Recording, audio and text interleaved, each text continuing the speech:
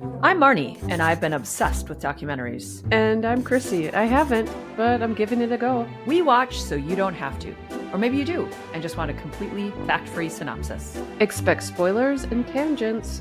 Because we're not here to educate. We trade accuracy for entertainment every time. This is the Gist Project. Okay. Da-da-da-da-da. We're doing it. Green Acres is the place to be. It's not where we are. No, it's not.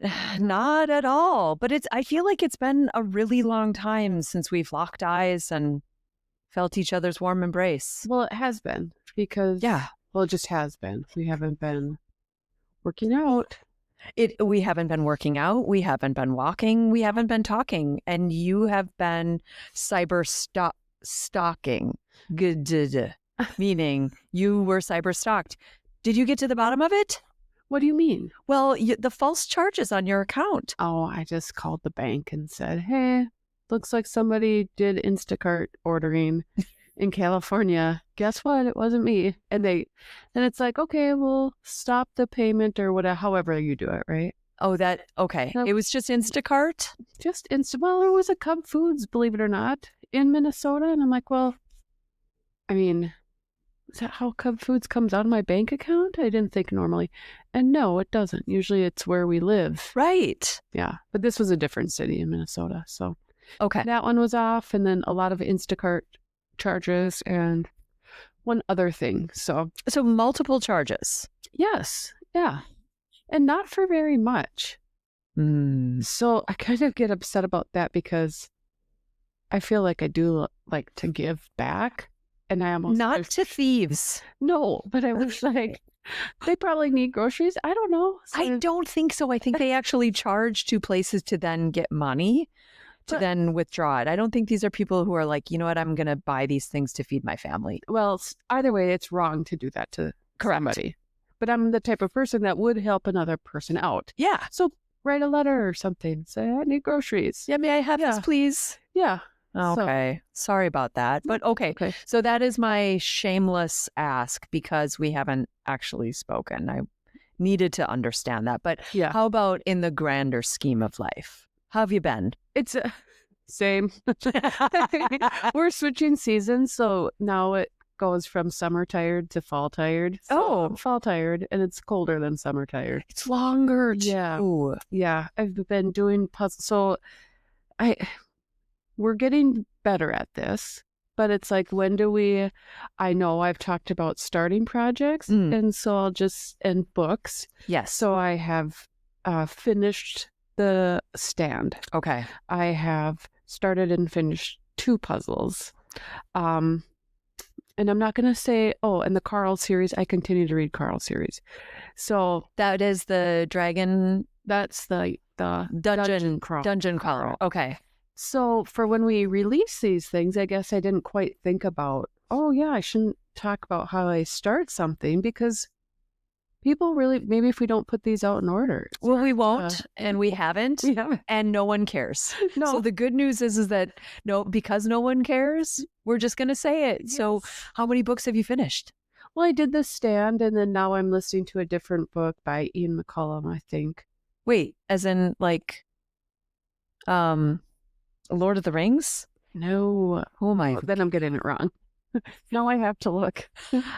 I think. Could you imagine if he read a book? That'd be. Oh my God. Into that, no problem. Honestly, in the acting community and space, if you start to like time out on things or you're not getting as many gigs, you're aging out for whatever reason, get into voice acting, please, or read a book. Yes, I would get a book just because it's read by a certain person. I was close. It's Ian McEwan. Okay. Okay. What we can know. It's good. And then I was also getting on the Somebody Somewhere. Have you heard of this show yet on HBO? No. Oh, I think they have 3 seasons out and it won awards, right? Yeah. So I'm easily persuaded by the populace. And so I was watching this show and there is a episode in season 2 and they're at this like recital and Joel is describing, it's a pickle wrapped in cream cheese and ham. Oh, You know what this is? I sure do. And on the show, they call it St. Louis sushi, which I've never heard of. I like that. So what do you call it? I don't. I just call it like basement food. But you know what I'm talking about. I do. So would you ever bring it to a place? Absolutely not. Oh, I do. Okay. We call them pickle roll-ups. Okay. Some people call them pinwheels. I've heard of pinwheels. Yes. Okay. And I hope you know that wasn't a slight on you. Loud and clear. I mean, it's just they're good in private. Really? Yeah. Oh, and you don't eat them in... No. Oh, well. I mean, they're good. Oh, they're delicious. Yeah, they are. They remind me of a space and time where I'd just rather those pickle roll-ups stay there. Oh, I love How about that? But I just found it really interesting that they said St. Louis sushi. St. Louis sushi. So it makes me curious. Yes. For all our listeners and viewers, what are you guys calling it? What do you call it when a pickle is snuggled in ham with the layer cream cheese? Yeah. It makes me think of something from the 70s. Yeah. I feel like that's a 70s invention. Well, kind of like thank you 70s. Stuff on a stick with marshmallows. Huh. Thank you Cher, circa Mermaids. Remember that? Oh, what a good movie. Oh, I was like, I want that. I want her as a mom. Season to watch Mermaids too. You're right. Right now. Perfect time. I think the last time I watched it, I drank like a bottle of wine by myself. No surprise. And I cried a lot. I think I remember you watching it. Do you? Well, telling me this. Yes. Yeah. It was a thing. Like, I was very emotional. Because we've watched it as children from Winona Ryder's character's perspective. You're right. And now we're Cher. I had never thought of that before. So I think it's different. Yeah. Life goes on. Yep. Okay. What did you do? Well, how was your... Well, I went to Viroqua, Wisconsin. Oh, you... Okay, yep. Good. Tell me about it. So it was 6 hours one way in a car to this delightful little town, which you would love because it was very artsy. It was very, I don't know, like pride forward. It was beautiful. It was artisan. There were organic foods. Like it was delightful. There was a little open market with all kinds of unique and independent artists. It's where I happened to get the tattoo, featured. Yeah. I mean, we didn't actually even say to our audience of 1 million people that it was your birthday. Well, we don't want to date the episode. That's true. What okay. if this thing comes out? Yeah. December. I mean, you never know. You're right. You never know. Yeah. Well, it was Moon's birthday, and I got her a tattoo, like the classy human that I am. But I mean, that was an example of an artist who created those things and sold them in these little pop-up shops, which I know in our podcast series has evoked some emotion, but not in this case. So it was a delightful little town surrounded by water and hiking, and it was like there were hills all over. The colors were beautiful. It was beautiful. And also, I love this. We went through a pretty significant Amish community, which fascinates me beyond all measures. We accidentally drove through the market in which people were selling things like the idiots that we are. And I think I was driving. I was like, sorry. Oh, and you weren't supposed to drive. Right. Oh, okay, yeah. They were closing up shop and I couldn't tell that the market was closing down or that it would have been like the equivalent of driving down the middle of I don't know, like a fair. Right. Like, yeah, sorry everybody. And I got some side eye from the Amish community, rightfully so. I deserved that. But I was unable to purchase their wares, which is a regret. But saw David Sedaris. It wasn't his best performance. I don't think he was feeling like himself. Oh shoot. Yeah, a little stumbling around. There was a bat that flew out from the auditorium. It went back from wherever it came. So it just made an appearance, left. He gave 7, gave 7 essays, whatever, who cares? Read? Read. Yeah, he was reading, I guess, but he read 7 essays, took a couple questions from the audience, and that was it. Oh. And it was really late at the end. Had you seen him before? No, live? I have never seen him live. I've read a lot of his books, listened to a couple of them. Yeah. And of course, his New Yorker columns and essays are always a hit. And then 6 hours back in the car in one day. Next day. Oh, okay. That was a lot of driving for 48 hours. 48 of the hours 6 of which were in the car. No. 12. Too much. Yeah. I don't want to do that again. Oh, I'm just gearing up for it. You are? Where are you going? Season. Oh, yeah. Well, yeah. There. But you get your books on tape, though, right? Because the family listens to what you want to listen to. Oh, that's a different story. Oh, okay. No, Bob and I nearly divorced once. The kids will tell you, the audiobook trip. Okay. Because he doesn't listen to anything usually. Exactly. And that includes audiobooks. And God forbid, I went to the library and very carefully picked out a few books on CD. This is how long ago it was. Okay, I'm listening. And I thought, I'm going to get some action adventure. Sure. Be a mystery. I remember doing this as a child. Like thoughtfully planning. Tape. No, yeah. My parents must have. They popped one in once. Sorry, this is a side story on a side story. I'm listening. They popped in a cassette and we're listening and going along. And I think Katie and I were 13 and 10. And all of a sudden, it describes his purple throbbing member. And my dad couldn't stop that book fast enough. And it was like, so this is what I have memories of. Like, oh, it's so much fun. I mean, that's hilarious. It was so descriptive. I mean, of a penis, it was too much, right?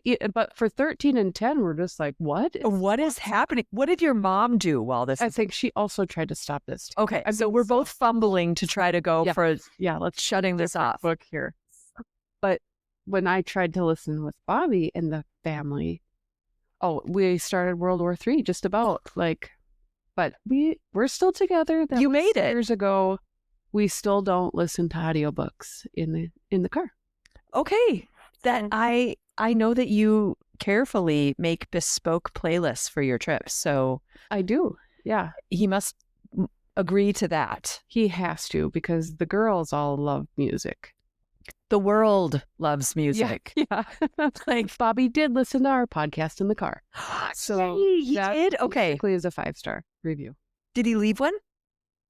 I don't know if he knows how to do reviews. That's okay. I'll let go. Okay. Well, we'll just slowly approach the bear. Yeah. Well, okay. So today we're going to talk about something I've been excited to watch. Have you watched this one? You know I did. But I rewatched it. Okay. With a different lens, because when we watched it, it was the beginning of summer when Brie and Ben were in town. And it was one of those, I'm too tired to play cards, but not tired enough to go to bed moments. Mm-hmm. And how about instead of looking at each other, we all just sort of stare, and enjoy something while not making eye contact. Even I have my limits, apparently. Turn on a Trainwreck. Yes. It's honestly Netflix. Thanks for the Trainwreck series, because it is kind of fun to do. Right? Yeah. And they're decent. They make them well. So anyway, and consumable. It's like if you've got 45 minutes to be entertained, here you go. Yeah. So Trainwreck Poop Cruise on Netflix, and it was released when? 2025. Okay. I think. Gosh, who knows, Kristen? Well, I mean, these days, which, we will get into our next episode at another time, but documentaries are becoming easy to pump out. It the event can happen and then 6 months later there's a documentary on it. Yeah. Well, in this case, this event happened in 2013. Oh, I got those two things. The cruise was 2013. Okay. So I can't wait for what you saw. So we're going to describe what we call the cover art, I think is what they call in the biz. Okay. Or the tile.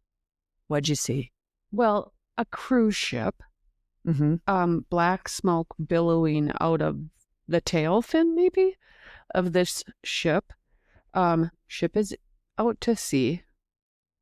And my first thought, honestly, even just listening to the name of this is why I don't go on a cruise. I'm really thinking hard, honestly, about salmonella, E. coli, norovirus, all of it. Yeah, you're like, you're just there. Is it the poop cruise part, or is it just, no, is it cruises in general? I thought this before reading Poop Cruise. I've never been on a cruise. Neither have I. Okay. I'm not going to go No. either. Sorry, cruise industry. People love them. They do. And if I ever go on one, maybe I'll love it. We might eat our words. Yeah. So there's no demonization of cruises in general, but it's a special sauce, right? It's for some people. Yeah. Not you. My mom, who travels a ton. Now, I do think she might have been on one cruise in the Mediterranean. Yeah. Okay, but she says she'll cruise when she's 80. Because right now she's able to walk around and drive and do all the things. And her and Bambi will cruise when they're 80s. I kind of like that idea. Like when I'm infirm and somebody is there to essentially like support me. Like a cruise member. Mm-hmm. What was her name? Jen? Jen was the voice. Yeah. Yeah. If she was there, count me in. Yeah. So what's funny is I looked at the screen and I saw Willy Wonka's chocolate factory. Of course you did. Hear me out, though. Okay. Hear me out. So when I looked at this, the slide was like this cartoonish color of blue. Yeah. Right? It was this swirling bright blue thing. And then it was brown. And I think it was the deck of the cruise ship. But it gave me the impression of poop or chocolate.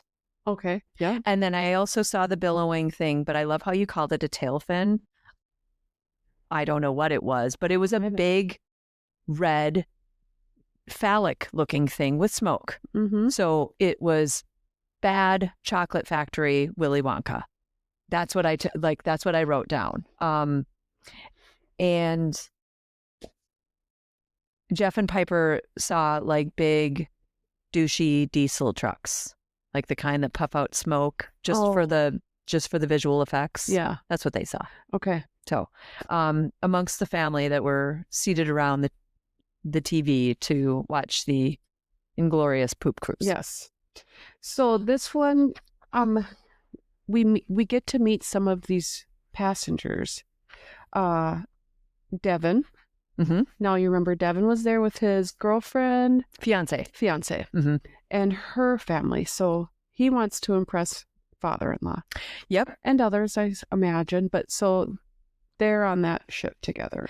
And the picture that they flashed up of said group, it's like they had long, skinny cigars. Like they were there to party. Well, you're on a cruise. Right. Nobody is like, grandma died, let's go on a cruise. Right. It's like, let's celebrate. This is true. This is true. Maybe we should do more of that stuff, but we don't. You know why we don't? I'm going to cut to something here really quick. As we go through this cast, because there's no good time or bad time. There are too many people in a square space. Did you see that pool deck? Yes. Whoa, okay. Too many bodies. Here's another thing that I think about a cruise. You get to go on a cruise and then you land at port. Yep. And all I can think of is the line to get off of the ship and then to go into this port and to do the activity that everybody else has been able to choose. Right. And the line there, I mean, I'm just like, and I know people enjoy these things, but all I can think of is waiting times and lines and it's just different. It's not my idea of fun either. Neither is doing the Macarena in a big long line of people who have obviously been drinking a ton and are stumbling all over each other and the chairs. Okay, look, nothing against cruises. I still am going to say that, but I couldn't get over the claustrophobia feeling, even when things were good. Yeah. When everybody was having a good time.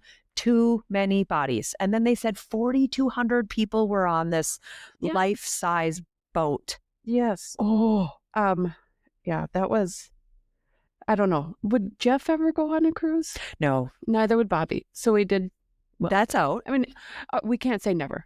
You're obviously, we were talking about it so much. People are probably going to fund our cruise.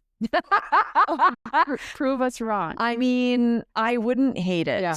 I have heard good things about Disney cruises. I probably will not be going on a ship called the Sunrise. No? We'll get to that later. We will not. You're right. Okay. So Devin's on the boat with his fiance and in-laws. Yep. Larry and Rebecca. I liked these two. This is the dad and daughter. Yes. So Larry was recently divorced and trying to have a good time with his 15. Maybe I didn't write. She looked kind of young. She was young. She looked young in the footage that was kind of like the rewind footage. What I would say is that they were sitting uncomfortably close to each other. Yeah. Did you notice that? Maybe for aesthetics, but there was this huge room. Huge room. You don't think that they could have separated them slightly so that, I mean, Rebecca's arms were kind of, for those who are just listening only, I'm hunching my shoulders and bringing my elbows toward my body. It was kind of like, it's how you sit when you don't want to touch the person next to you. Well, they have a producer probably telling them what to do. You're right. And she's probably like, oh, crap. Well, and this is right after. Closer. Yeah, she's like, my dad's my best friend. Except for I don't want to touch it. Exactly. And he has cooties. Exactly. But you're right. They were trying to make the best of a bad situation. And they thought, what better? Let's go on a boat with a lot of bodies. Yep. Hit it. You got Ashley, Kaylin, and Jamie. Oh. This is Ashley's bachelorette party. So what better way than to get on a cruise? Yeah. And float. This is where I'm going to say, when we got to this point in the documentary, I paused it and I had to ask the room, does anybody sense that this is just like comically colored? So Devin was in an arcade. Yeah, I did notice that. With bright colors and cartoony looking backdrop. Then you've got Rebecca and Larry, which, by the way, it was Rebecca and Daddy the whole time until you got his name at the end. So it's Larry. They're sitting in this red ballroom that looks like a Holiday Inn from the 1980s. And then you've got the three girls, and they're in a colored bar. Casino bar. Willy Wonka. The colors. Yeah. And then we're going to take a shot from our teeny tiny little solo cups. Although I didn't hate that. I was like, okay, get it, girls. Yes. Have your fun. I think that one of them said, we left our dignity in Cozumel. Yeah. That sounds about right. Yep. That was so funny. So those are the passengers we highlighted. And then we have Jen, the voice of Triumph, which is the Carnival cruise ship. She looked like fun. And yes, and I just love an accent. I know. I will never try to I might try to replicate it, but not now. Remind me, Scottish, Irish? Oh, I wouldn't know. Okay. I really am so bad at that. It's pretty subdued. I think it's been a while since she's been wherever it is, but it's there and it is delightful. Yep. And she's pumping up the crowd. She was like engaged and she seemed to really care about people having a good time. Well, yeah, she seems like the fun director. Okay. This is when I thought, I could do that. I'd like that. I don't have the accent. No, but you've got a nice commanding voice. You could do it. Have fun, ladies and gentlemen. Enjoy your breakfast. Yep. Enjoy some coffee right now. Now is the time for the Macarena. That's exactly. Bring all of your bodies on the deck. Yep. Horrify a few. We'll work on it and then send your video. Okay. Yeah. Okay. Yeah. We have Hannah, bartender from the former Soviet Union. Yeah, she didn't specify, did she? Well, no, but it's not the Soviet Union now. It hasn't been since the 80s, which is why it's like, okay. But did she from the Soviet Union? Yeah. I'm pretty sure. She said it several times. In fact, when shit went sideways, and why it's called Poop Cruise, she's like, welcome to the Soviet Union, people, right? Yeah. So they did not specify the country from which she came. I'm not the only one that missed it. No. Abhi. I love Abhi. He was a chef from India. Yep. Yes, I liked him too. I work with a lot of Indian people. And that is the most swearing I've ever heard out of an Indian man, ever. Hands down. I loved it. I was like, oh my gosh, yes, let it fly. Well, gosh, if you think about, they said the crew on this ship was 1,200 people. And I know there's other documentaries that I have not seen or reality shows about under decks or whatever. Yes. And it does look fascinating about the crew of a cruise ship. But think about... or yachts. Yeah, let's talk about like a melting pot type atmosphere, because people are coming from all over the world. And they each have their own talent and job and everything. But yeah, you'd get to know a lot of people. It seems like fun. Yeah. Yeah. Excuse me. Not something I'd probably do now because and we're anchored here. Yeah. That ship has sailed. Yeah. Pardon the pun. I didn't even think about that one. That wasn't even planned. That was good. You're right. It would be a melting pot of fun. And the other comment that Hannah made was sex, lots of sex. Yes. So if you're in your 20s and you're ready to party and working 80 hours a week, because Abby made mention that like there were some long, hard days. Yes, he did say that. And you're stuck. You sure are. And he said that he was on a bunk. I would be curious, do they have to share rooms? Yes. That would suck. I would say yes. I don't know that with authority, but oh yeah. I'm imagining down in the bottom where there's like no windows and like bunk beds, shared restrooms maybe. I don't know. Okay, I'm starting to not like this. Yeah. This is like a dorm gone wrong. Yeah. Without any of the redeeming qualities. And no escape. And I imagine Jen had her own room. That's what I'm going to picture. Yeah, you're right. She had an executive lower class. Yeah. Below deck room. We've got to get to the bottom of that. Yeah. Dear Jen, like, where were you? Yeah. Were you right next to the captain? Did you have a window? Right. You are just as important. Yep. We had Stephen, who was a guest services manager, not featured a ton. No, he was kind of at the top of the deck. Yeah. He didn't really add much value, if I'm honest. Brooke was on land. She was hot. She was a CNN. I had a crush on Brooke.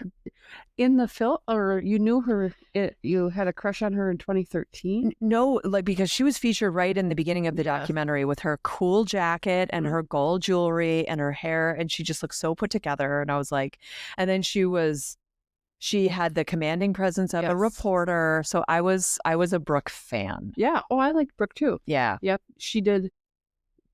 Likely, I guess I didn't watch CNN in 2013. But the flashback footage, she did well. I agree. Her job. Yes. And then Frank, I really did. I knew you would like Frank, right? You know it. Yeah. You know it. Yep. Of course. What do you not like about a grown-ass man with an aquarium? And smoking a cigar. That is not lit. Yeah. No, it wasn't lit. And he had it all. And he very curiously took a drink of his bourbon. I'm sure this was all rehearsed, right? Like, all right, take a drink of your bourbon now. Yeah. Sip, put that back in. And then it was like pan out, right? He's a maritime lawyer. Which I didn't know that was a vocation. Did you? Not a clue. Okay. No. And I guess I thought in my head, the seas are reckless. Yeah. You get out there and you're in no man's land, right? I guess, technically. Because isn't there... I don't know, maritime law? There is maritime law, and I think when you're within a certain distance of a certain country, you're the responsibility of a country. I'm making this up, but then, you cross some border. Right. And what? You're in the wild, wild west, so to speak. Where in the abyss. Kind of like an ambulance in one city has jurisdiction to some radius. I would imagine that our Coast Guard has jurisdiction to a radius. I don't think they're going to cross into other maritime waters. That, you know what? That's as far as I know, which is nothing. That sounds right. So we're setting off from Galveston, Texas, I believe. The plan is a 4-day, I think it was 4-day cruise. Yeah. 2 days at sea, 1 day at Cozumel, and then back. Which, okay, doesn't seem like it's worth it.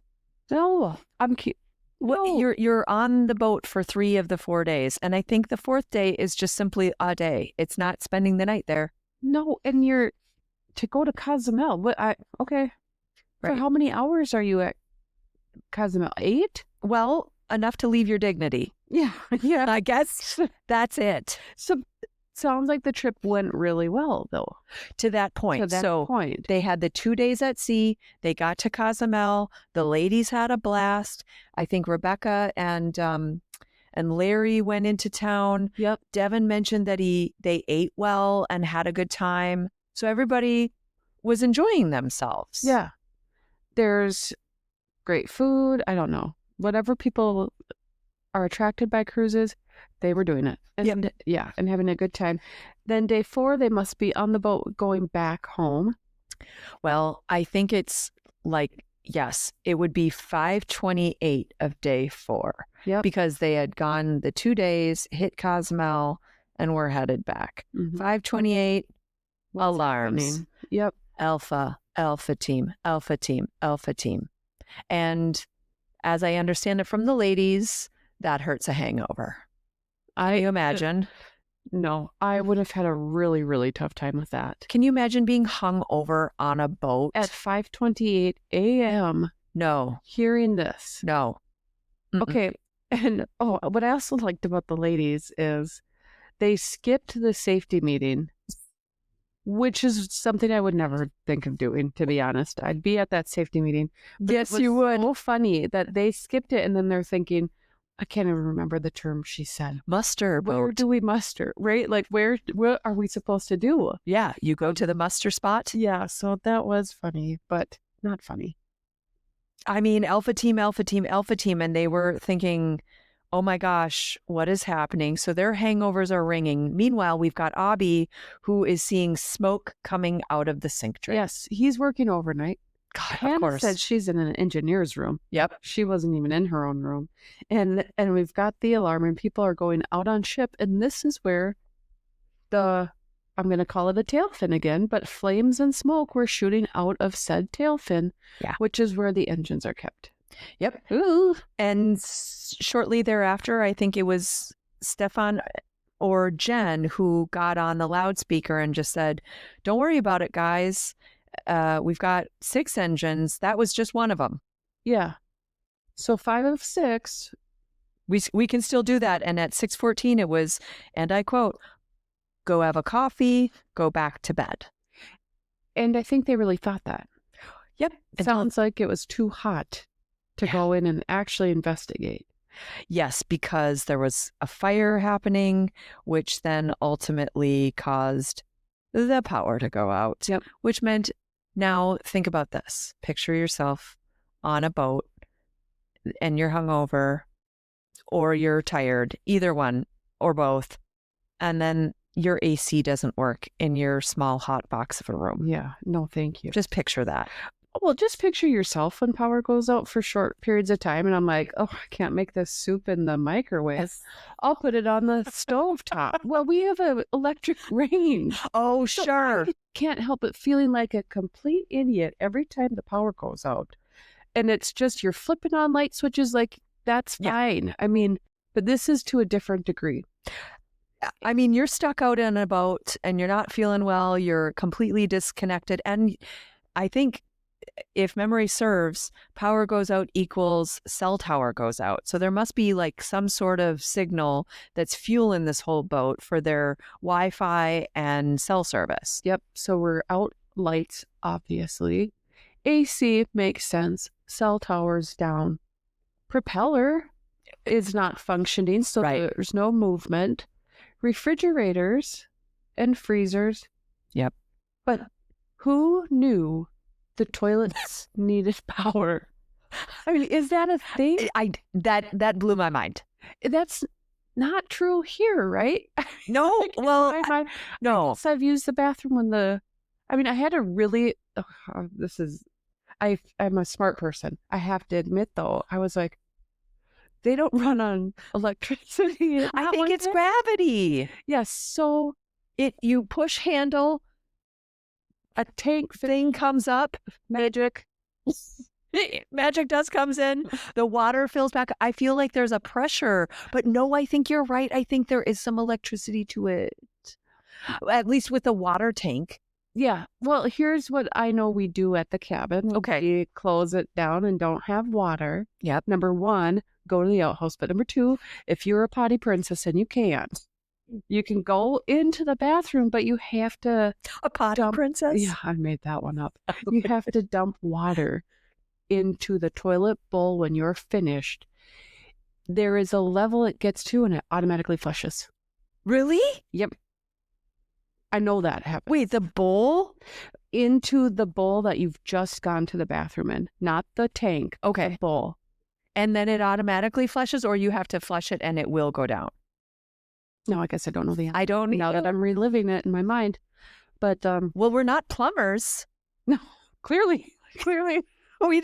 We do not know that. No, nor any type of engineer or hardwired brain thinkers. But in no way, shape, or form did I associate losing power on a cruise ship means losing the ability to flush a toilet. Oh.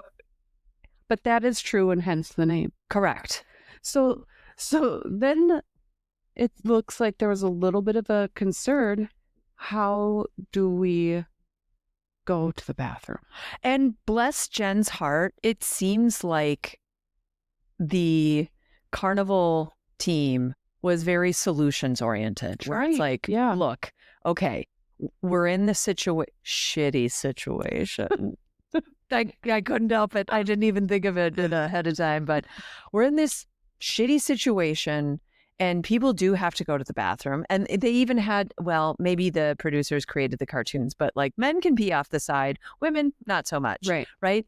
You'll fall. So let's go number one, in the shower. Yeah. And number two, in these red biohazard bags. Check. And that's the end of this show. It was fine then. I mean, as far as I'm... Okay, so everyone flipped out about the red bag. Now, if you're in a dire situation like this, would you have fixated so much on the red bags? No, I don't think so. I think I would have been thinking, how can I do this as cleanly as possible? Right. And I'd be thinking, maybe I could put the red bag somehow under the toilet seat so that it would be more... This is what I would think about. I would be a little bit more put off by peeing in the shower. Okay. Because you'd be standing in it? I guess I would squat down, of course. I mean, I'm not just going to stay.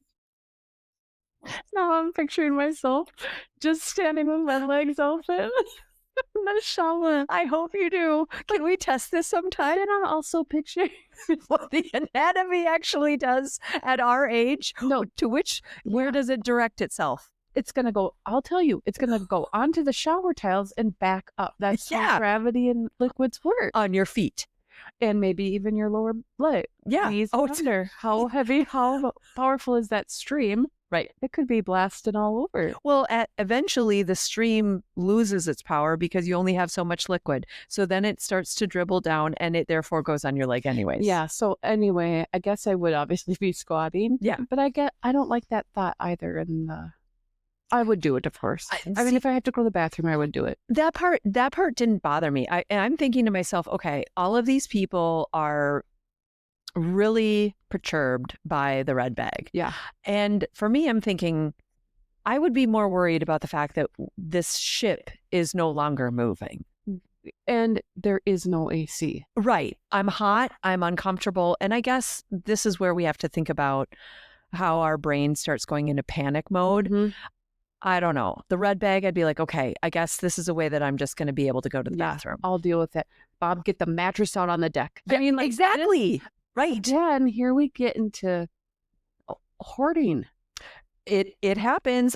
And also, one of the gals, I think it was the bride, who said the minute they said something about that red bag going number two, everybody called it number two, as if we couldn't say poop, defecate, or shit. I mean, there are words for other than using a number. Gross. She said, I'm going to start taking my Imodium. Yeah. Does Imodium make you not go to the bathroom?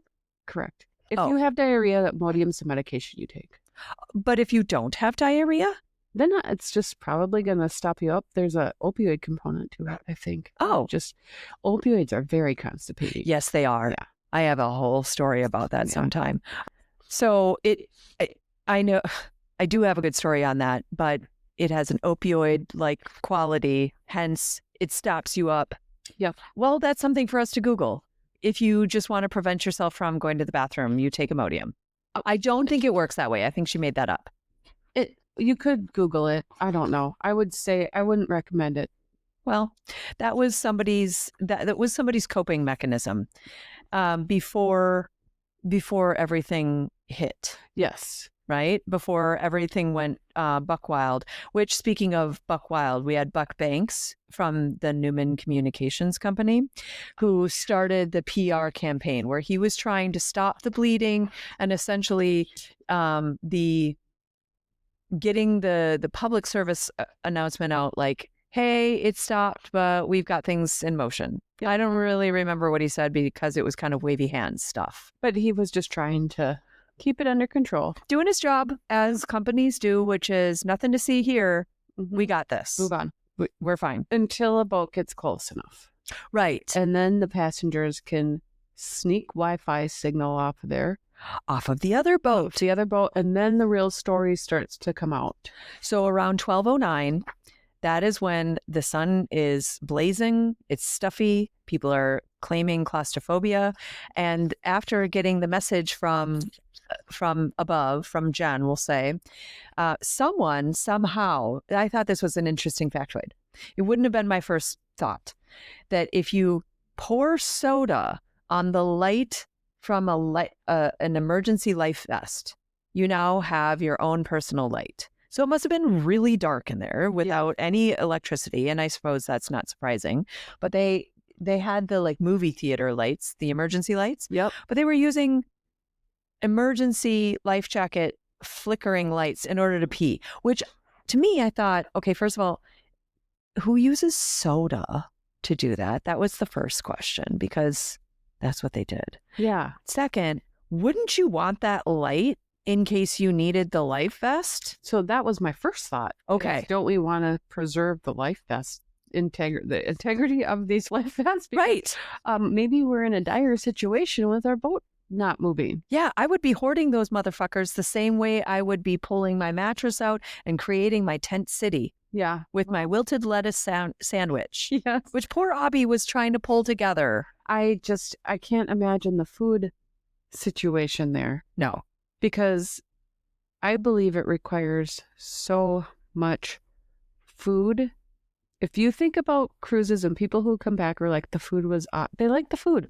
It was, and there's a lot of it. And there's a lot of it. And then all of that begins to spoil. Abby said he had to throw away everything, practically everything that was perishable. Yeah. Which must have really sucked. No kidding. Like, and also throw it away where? Right. Is that ocean? Do whales like, maybe whales like peaches? They're just kind of floating around, just waiting to see what comes in, like a bunch of birds. Like pour cartons of, you can pour the liquid of stuff out, but you can't just throw gallons of milk or however they get it. I'm sure it's not a gallon. You wonder like what sits at the bottom of a cruise ship. Yeah, I guess we're not going to find out. No. I don't want to know. We know. Want to know. I'm not going to find out. Well, we know what happens when it backs up. That's for sure. Yeah. Right? So 12:09, everybody's hot. There's no power. Everyone's fried. 5:58. Everyone's indignant about the red bags. The mattresses are coming out on deck, and they were able to kind of like relax a little bit. And there was a quote I wrote down to end day 4. And that was essentially that everyone was going to go to bed trusting that they were going to float or drift back to Mexico. And I believe it was the bride who said, I cannot wait to go and jump on Mexican soil and drink a margarita. Yeah. Would that be your first thought? No. I didn't think so. I think I'd just be happy to be on land. Right. And I'd think, why did I go on this boat? When I've podcasted about how I don't want to go on a boat. Right. But Here you would be. Here just it would be. Happy to be there. That never happened. They never went to Mexico. No, because another ship came by and they were doing the YMCA. Yeah. Oh, I would be so mad at those people. Me too. Like, that cruise boat is having so much fun, and you can see them. Yeah. Right. Yeah. While there's like Lord of the Flies type stuff going on. They dropped supplies off, I guess, but that was a little bit of an issue. But then, when did the toilets actually start to overflow? Or I think it was that night, because my next comment is that Abby said that that bathrooms became like lasagna. Yep. Poop, paper, poop, paper. And he said it was the nastiest thing he's ever seen in his life. I believe him. I believe him too. And I mean, and that's coming from a guy who works in the depths, the bowels of a cruise ship, feeding hungry masses of people who are on that boat to party and overeat. I couldn't imagine how it would smell. Like, just bathroom habit in general. And if you're not flushing anything, and if you're pissing in the shower, that would just be stinky. Well, think of how a porta potty. Yeah. We've done races where you go in, you're running your race, and you're like, well, I better go. And you see exactly what's happened before you. And all of the people, and it is like just one big giant pile. Yep. So you know what they do? Do you remember what came next after the poop lasagna? Free booze. Free booze. Let's get these fuckers drunk. Everyone is delirious. Yeah. Everyone's hoarding their mattresses. Like, let's pour on some fire fuel to the situation. Open bar. What could go wrong? Right. But here's where we have to be honest with ourselves. Would you drink? Yes. Me too. That would be really the only solace. Yeah.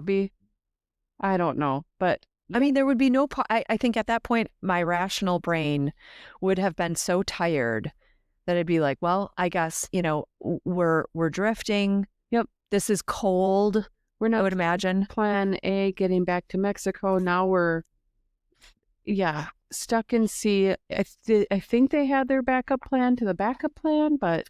Yep. Well, it was, I think that night, there was yet another night. Yeah. And then the next timestamp we have, one of the gals mentioned that after the booze, including like all of the poor decisions and fights breaking out and people acting like they do when they're probably tired, dehydrated, and now drunk. So there was a couple on their honeymoons having sex on the deck next to one of, just like out there in the open. Yeah. I mean, people have really lost their goddamn mind. Yes. But the next timestamp we have is 3:01 p.m. when the tugboats came, and it was helping. And I think this is when things start to go a little awry, because you've got one tugboat pulling the boat, and I believe it was back to Galveston. Mobile, Alabama. Okay. We've got the tugboat, and then we have another tugboat in the back. Someone with an engineering degree, smarter than I am, was like, well, if you're going to pull it, you have to make sure that the back is somewhat. The seas got choppy. Is that why? Well, okay. I think so. I think you have to have more than one tugboat, period. But I believe they also said the seas got really bad as well. Well, a good storm to really mix her up. So if this is the hull of our boat, right, in this V shape, I think it went and slid to its side. So I think it was slightly sideways, which I believe is when the sewage started to come out. So what are we on? Day 5? I think it was day 5 when the poop started flooding and people took footage of the raw sewage. Yes. Abby jumped down from his bunk and had water up to his ankles. 5, day 6. Day 7, they were having Bible studies. I noticed that too. Would you have gone? No. Well, we know that. I should know the answer to that. Probably not. But maybe I'd make up some different kind of study. I don't know. At that point, like, you're thinking, well, we're bound to get back, right? Yeah, because the tugboats are coming, but then there's poop water everywhere. For 3 entire days, there's been poop water, and you've packed clothes for a 4-day cruise, probably a couple extra outfits, but not enough. You haven't showered. Gross. Now, I know Katie's answer to this, but 4-day cruise, how many pairs of underwear have you packed? Well, I don't wear underwear. Oh, okay. So ask me the question. Okay. How many pairs of underwear would you pack? 8. Really? I pack underwear like I'm going to shit myself twice a day. Okay. So much. Why? I don't know. My sister does the same thing. Oh, that's so funny. And just in case you want to change your underwear, I don't know the answer, but definitely have a lot of backup underwear. I don't pee my pants and I don't shit my pants. I'm pretty good at bladder control. Right. I don't need a lot of extra anything else, but underwear, yep. Okay. And I know she does the same thing. That's funny. Yep. Okay, well. I have 8 pair of underwear. I'm fine. You're fine with your underwear. But not with my out clothes. And think about this. So I don't know about you. When I go on a trip, I pack 1 pair of pajamas. Yes, same. Right? Yeah.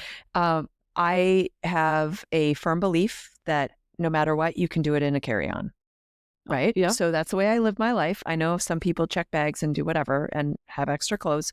But so if I was going on a 4-day cruise, it would be in carry-on and there would be a lot of rewear because I'd be like, oh, I'm basically going to wear a swimsuit, a cover-up. There's 1 day out and pajamas and that's about it. Yeah. I would probably look like Annie from the show, just in rags, like from a dirty orphanage at the end of this thing, because I would have no clothes. I'd only be wearing underwear. Yeah, you will. You'd be able to turn one into a hat. You'd be able to selling it. Yeah, you would. I'd be like, actually, give me some of that because maybe that will stop any of whatever is on the floor from coming near my body. Yeah. But anyway, eventually, is there anything else in your notes you want to add? Because we're going to dock here at Mobile. Day 6 is when CNN got hot on this. Oh, it's right. I'm totally ignoring the news coverage here. Well, I mean, it's easy to do because this thing is just so entertaining. And you'd think all along, especially this day and age, that we'd kind of know about this. But because Buck Banks did his job so well, they kept the news at bay and there wasn't any cell coverage. But somehow the YMCA boat crossing allowed some cross-contamination of cell service. Thus, it got to the news. So we've got Brooke, who says that the CNN head honcho decided to go all in on this. His name's Jeff Zucker. And they were the only ones who really did. Right? Yeah. Because I think it was one of those, like, who cares kind of stories. Like, no one's dying. Everything's fine. And I mean that with all due respect. But they really made it go viral. So she kind of hinted toward the fact that they sensationalized it a little bit, getting an infectious disease doctor to talk about it, a psychologist to talk about how people were feeling. Like, they kind of like fluffed this thing a bit to try to get the general public to pay attention. Yeah. That's how I feel about 24-hour news. Yeah. Yeah. They've got to keep going. Fill things. Right. With who knows what. And that's, I think, when they, the covered bodies of the writing help, because the media was coming over with the helicopters. And so they were quickly avenging themselves into spelling the word help with their bodies. I mean, you've got to be desperate to do that. Yes. And the psychologist could tell us about that more, but. Absolutely. Yeah. But you're right. So, and I think the Bible study happened day 7. Day 7. I do have that down. And day 8, they finally made it to Mobile, Alabama at 4:17 p.m. I would be really happy to disembark that boat. Yeah. I would agree. For sure. And it seems like despite everything, they were very grateful to the cast and crew of the cruise line. Yes. There was a lot of gratitude. And it's Bert, right? Bert? Or our PR guy. Oh, Buck. Sorry. Yeah. Buck had said that, like, it could have been such a disaster, but for the gratefulness of these passengers to the crew and Jen. And Jen, bless her heart, and she tried. And it wasn't until afterward that, of course, coming back to our buddy, the maritime lawyer, right, where he then went into full action, like, oh, hell no, someone's going to pay. And then he said that he looked into the tickets. Did you write down the quote of what was in the fine print? I don't know. I might have written it down. I didn't put it on my paper, though, but I've got it. You want to hear it? Yeah. And I quote, Carnival Cruise makes absolutely no guarantee for safe passage, a seaworthy vessel, adequate and wholesome and food, and sanitary, safe living conditions. Reasonable. I mean, this is what we're missing when we're scrolling through. I know. Just signing on the... Just blatantly, like, you click the button, it's probably somewhere down there. But, like, honestly, that seems like an absolute, I don't know. Must? Like a safe vessel? Isn't that... I'm lacking the legalese right now to basically say, this is exactly what you're promising people you will deliver by everything that you have positioned in front of them. And then somewhere you're like, everything we say is not true. Yeah.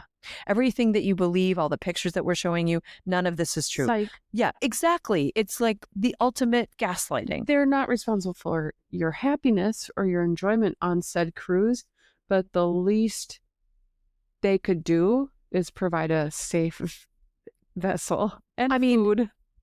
Are they operating on some sort of Titanic fear where they need to cover themselves so that they're not sued? They were sued. But you'd think that could be in a different clause. Like, we're not in charge of icebergs. Right. Yeah. Sort of thing. And things happen on boats. Like, I think it's the difference between saying, like, things happen out of our control, like extenuating circumstances certainly occur. Right. And we're going to do our best to prevent it.